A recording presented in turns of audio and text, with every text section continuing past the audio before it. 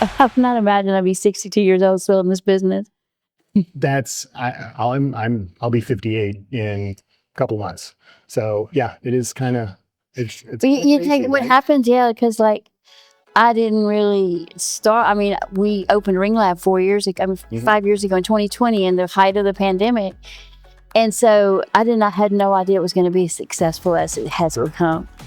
So yeah, we're really we've grown probably over 100% a year. Wow, that's great. How long have you been in the space?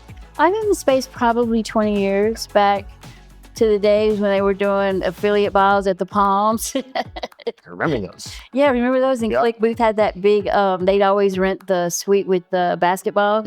Yes. And everybody would be playing basketball and doing all kinds of other party things. Industry's changed a lot. It really has. And I think one of those ways is, back then it was you'd go to that party and there's an awful lot of guys. Right, there's an awful lot of guys, right. Dudes. And there still are, but now there's more of a mix. There's more of a mix.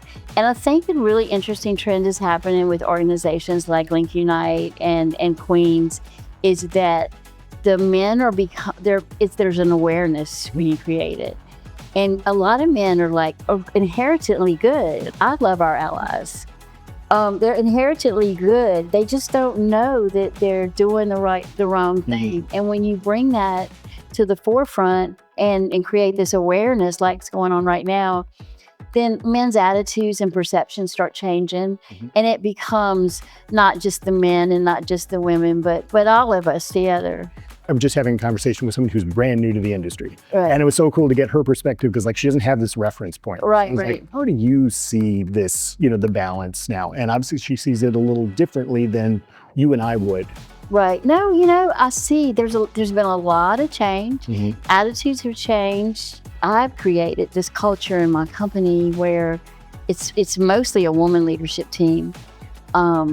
And it's just very open and very family oriented. And we have girls that do our QA that's in the Philippines, and when they have a flood, we send them money, we help relocate their family. We're very involved in what the needs are of our team, whether it be in business, professionally or personally. Our space, I don't know if, I'm sure other industries have companies that have that sort of philosophy too. It can't just be our space, but it feels like more now than when I got into it. That companies, they're smaller, growing companies that's really their mindset. They'll talk about many of the same things, and it is valuing culture and valuing your team.